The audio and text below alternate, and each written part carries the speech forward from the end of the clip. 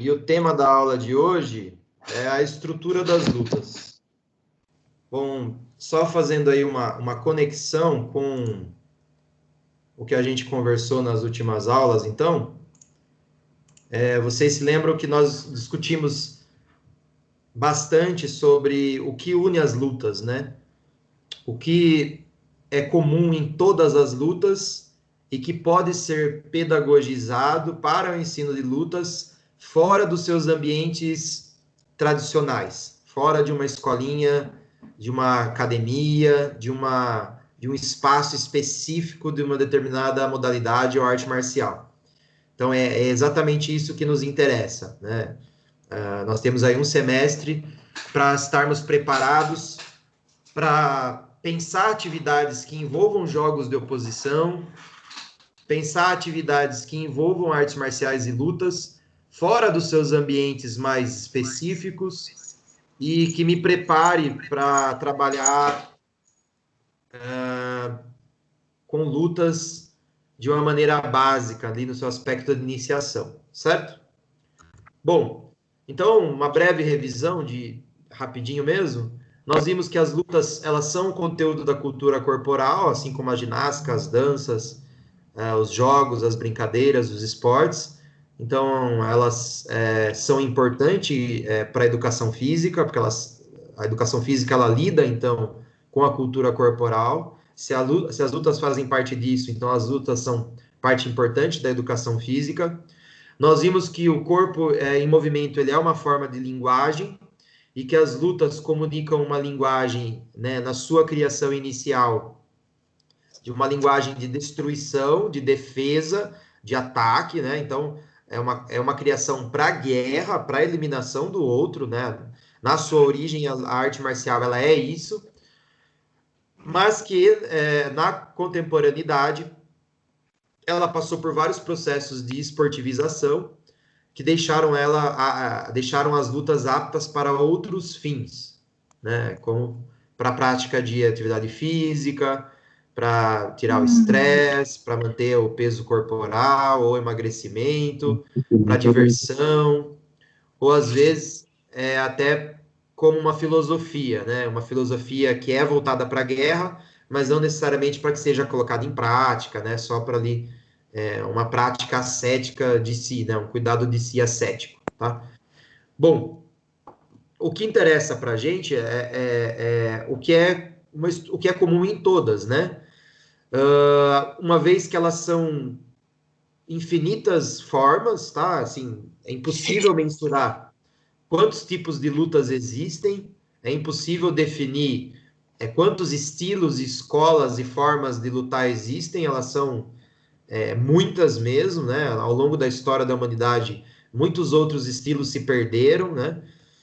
Coisas que nunca irão chegar na gente, nós nunca mais conseguiremos ter acesso ao que se foi, mas elas sempre envolvem um determinado modo de movimento do corpo que pode ser retirado alguns elementos comum, tá? Então, algumas características dentro desse universo complexo de formas de lutar, nós podemos retirar algumas características que as unem, tá? Qual é o objetivo dessa visão sistêmica? Então, você tirar características comuns a todas as lutas para tentar entendê-la dentro de um sistema e não dentro de uma escola, tá? É tentar sair de uma modalidade específica, de uma escola dentro de uma modalidade e pensar todas as lutas como a sistema.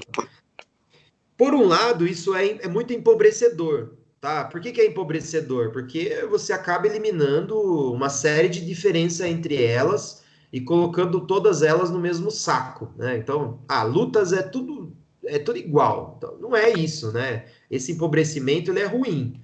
Então, nós não temos esse objetivo de buscar uma estrutura.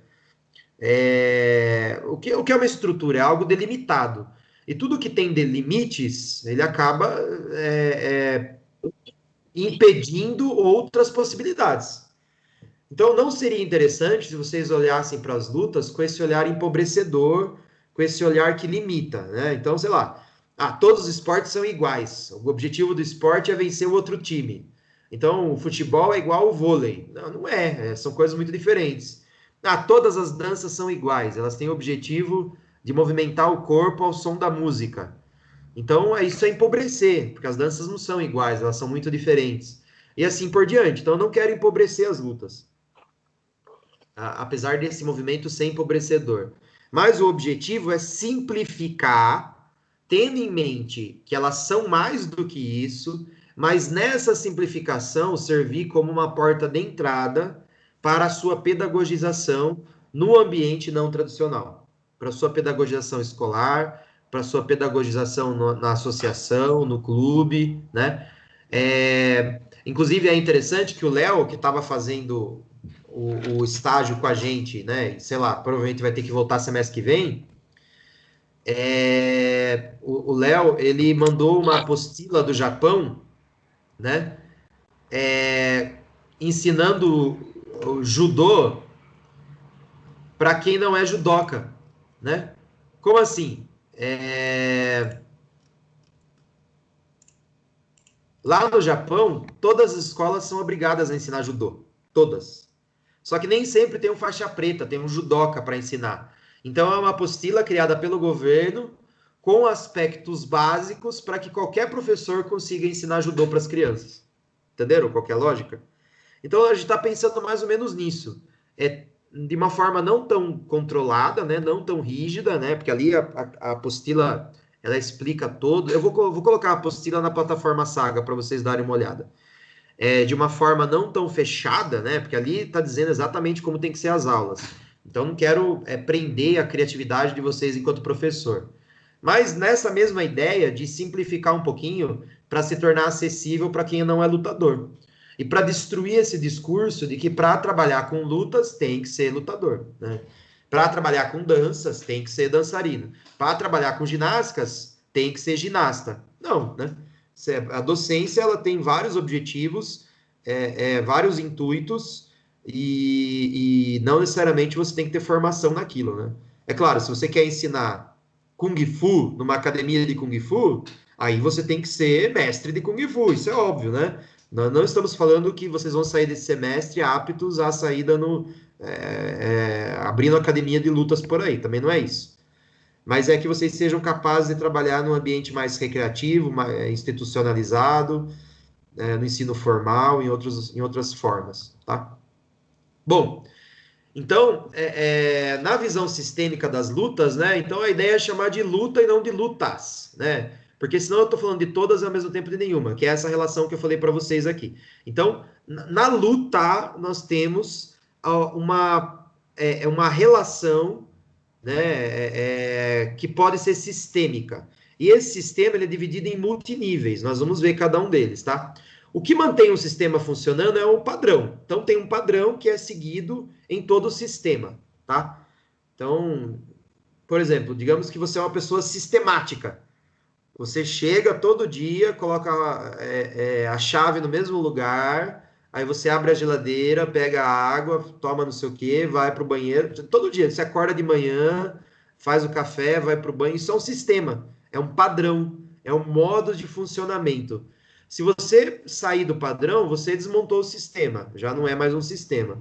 Então, o que está sendo argumentado aqui é que a luta ela possui um sistema, né, que pode funcionar como um método de análise dos padrões de movimento existentes quando duas pessoas se enfrentam. Essa tendência de olhar como sistema, ela é uma tentativa de superar a filosofia cartesiana que olha o mundo de uma forma mais mecanicista, ou seja, olha para os termos e não olha para as relações, tá? Então, trazendo lá a discussão lá de pedagogia do esporte do segundo semestre, é como se eu ensinasse as técnicas e não ensinasse o contexto de aplicação das técnicas, tá? Então, essa visão sistêmica das lutas é o equivalente ao ensino global do esporte. É a ideia de eu pegar as relações entre duas pessoas que estão se enfrentando, qual é o padrão possível de ser criado quando duas pessoas estão se enfrentando dentro de um modo de luta, que pode ser pedagogizado e é padronizado porque mantém o sistema ativo, né? Se fugir desse padrão, rachou o sistema, né? Então, qual é o sistema que pode ser retirado dessas aulas, tá? Primeiro, mais uma relembrança aí, mais alguma coisa para a gente voltar lá atrás, lá no primeiro período, vocês vão se lembrar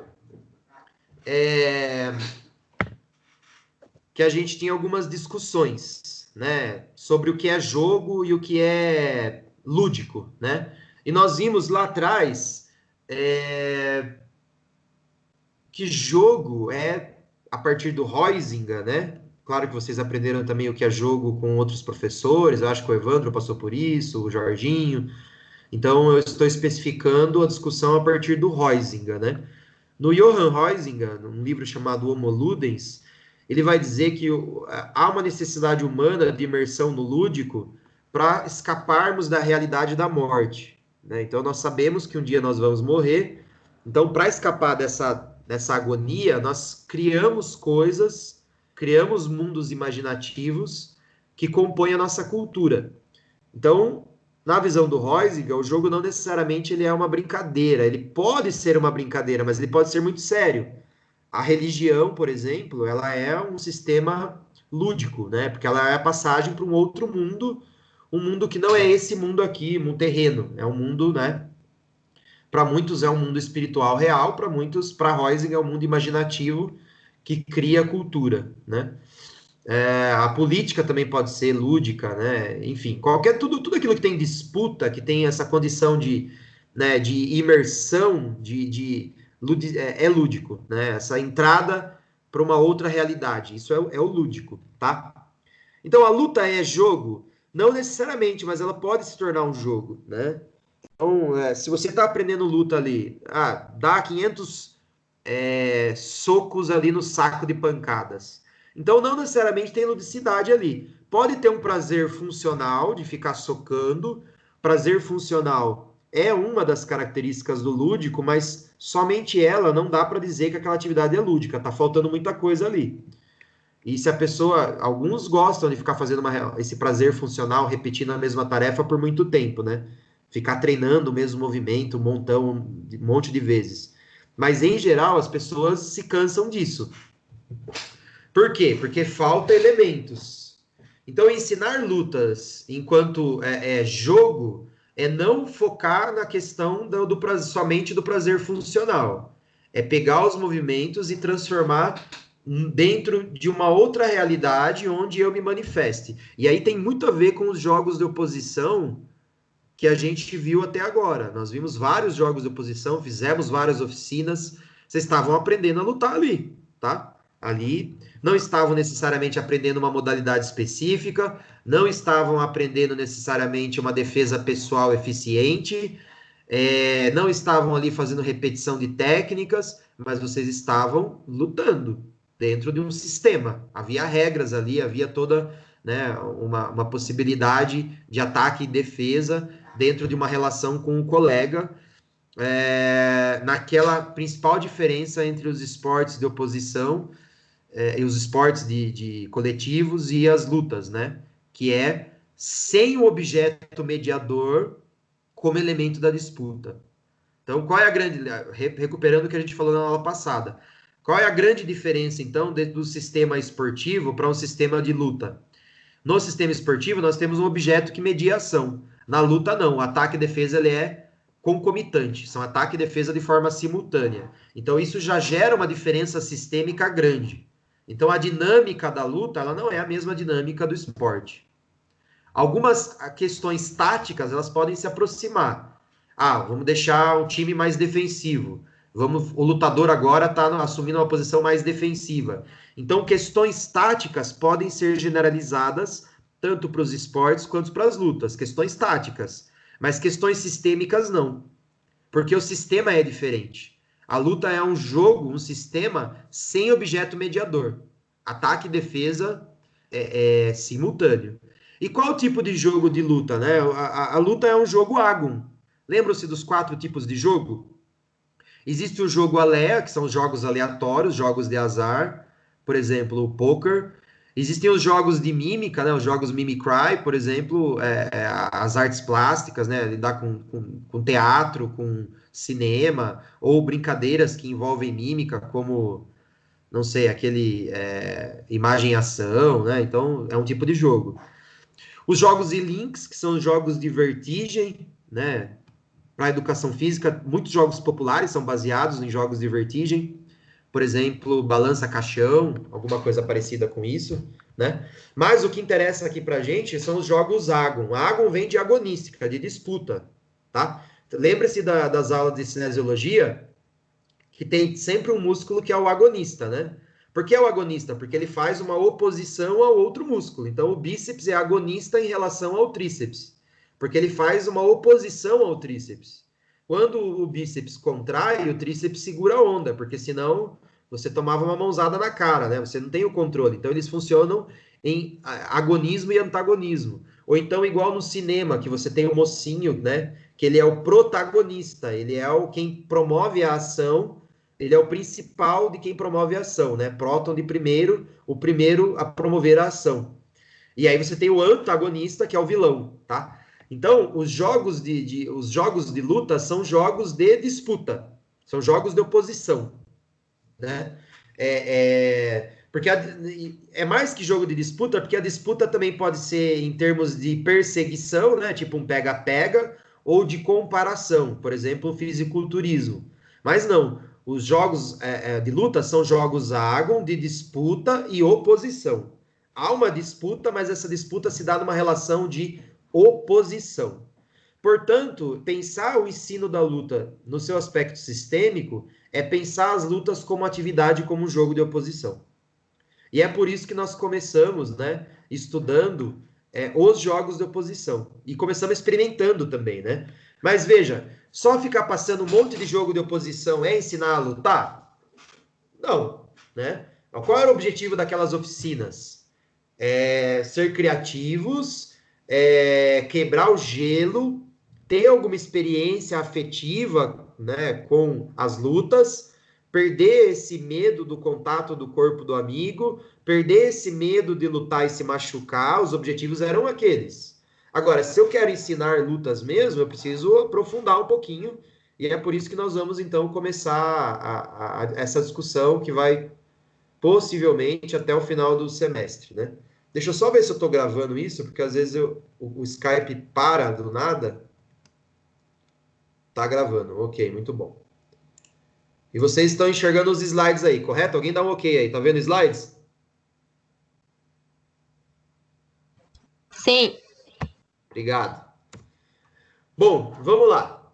Primeira especificidade sistêmica das lutas, né? A simultaneidade de ataque e defesa, que foi o que nós já conversamos.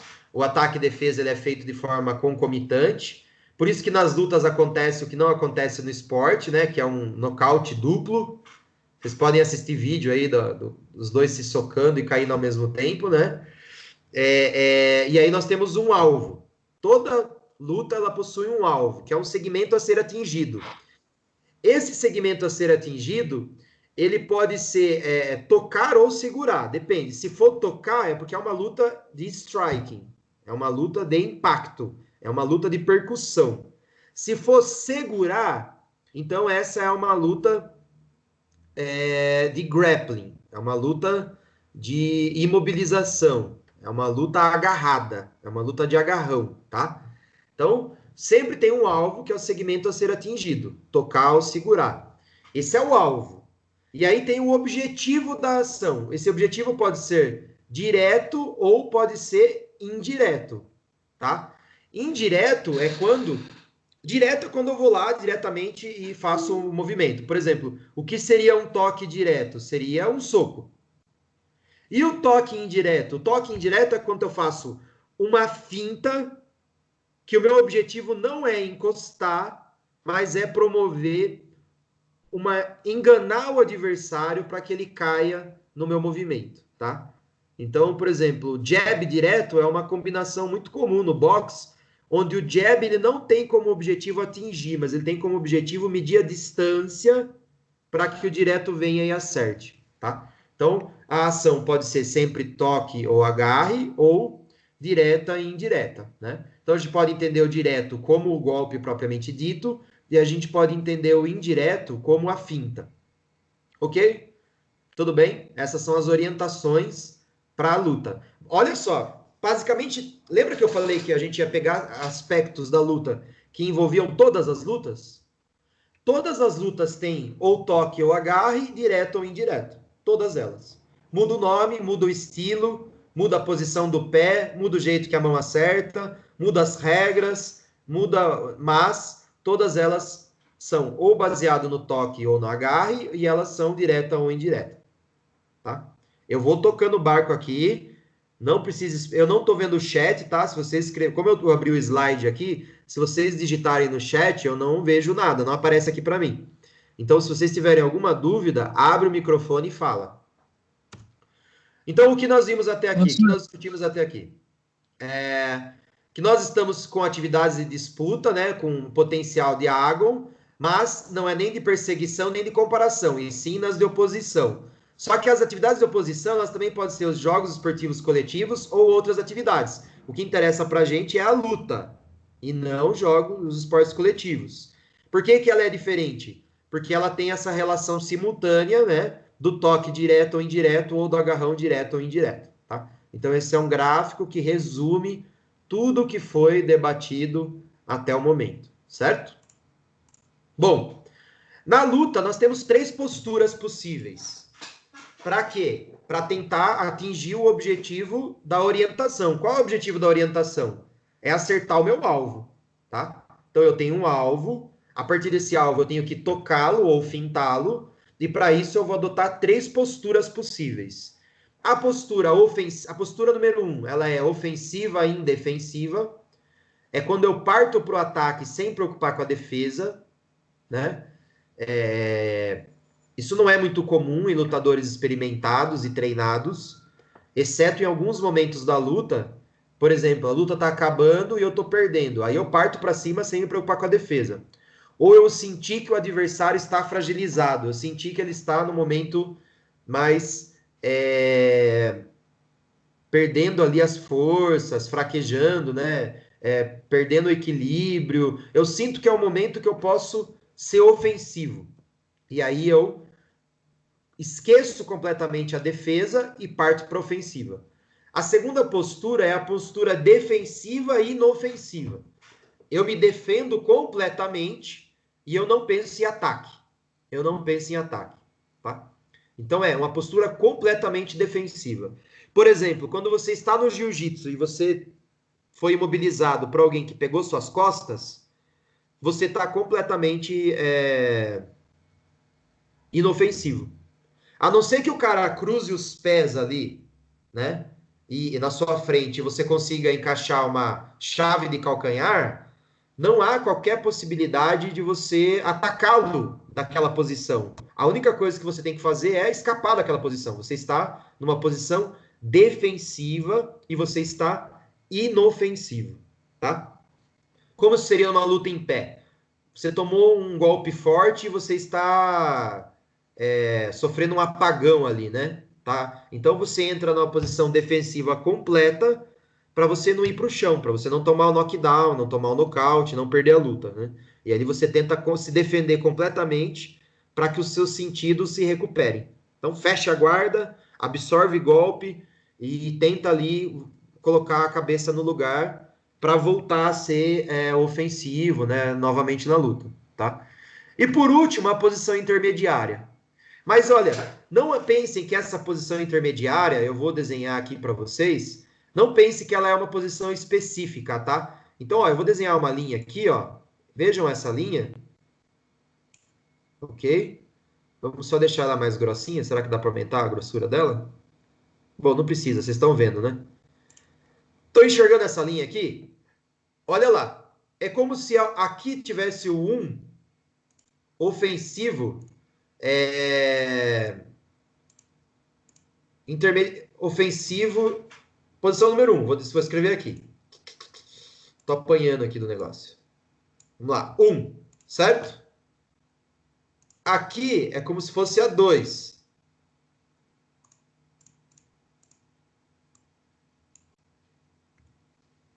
Certo? Tudo bem.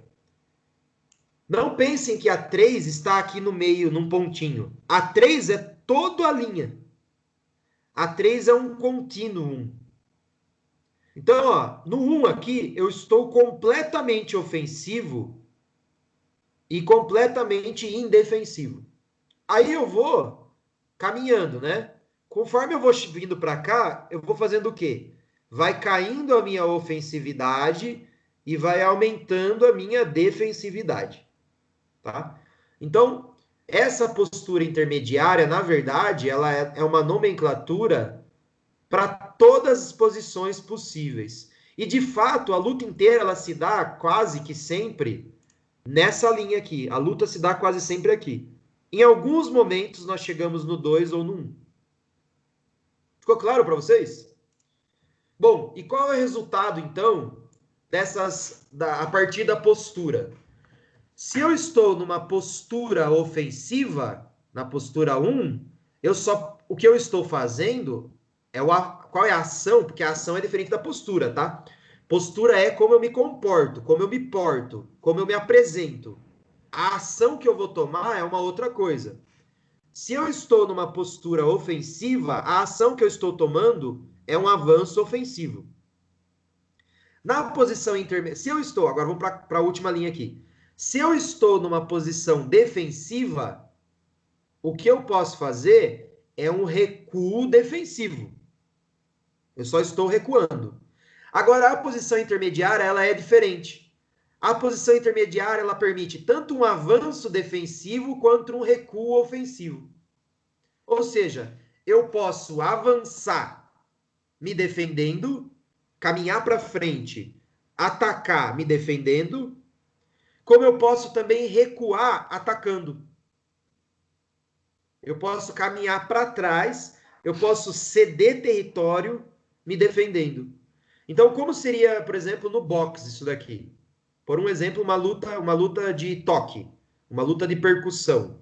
O avanço ofensivo é você ir para frente distribuindo soco, atacando incansavelmente.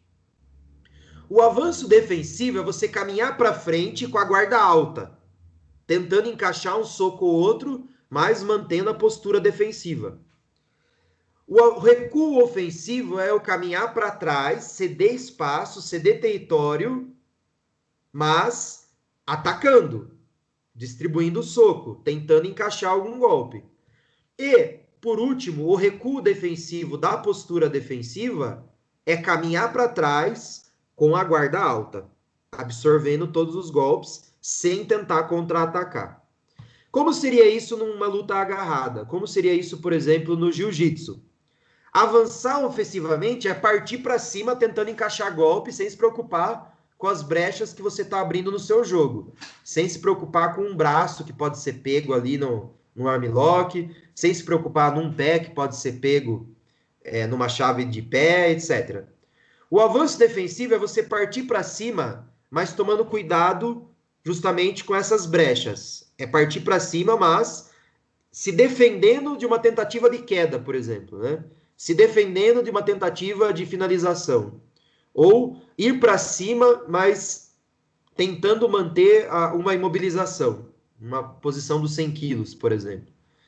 O que seria um recuo ofensivo? Alguém veio para cima de você com tudo. Te quedou. No meio da queda, você está tomando a queda, você está recuando. Você encaixa uma guilhotina.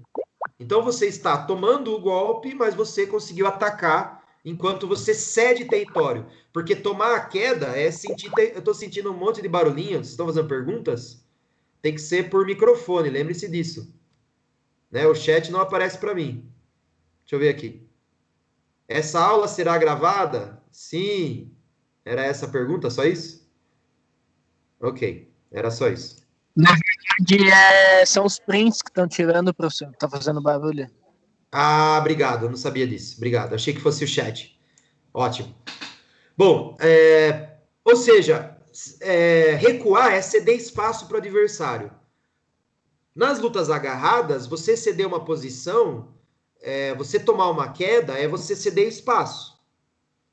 Numa luta de toque, é você andar para trás. Numa luta agarrada, é você tomar uma queda ou você tomar uma imobilização.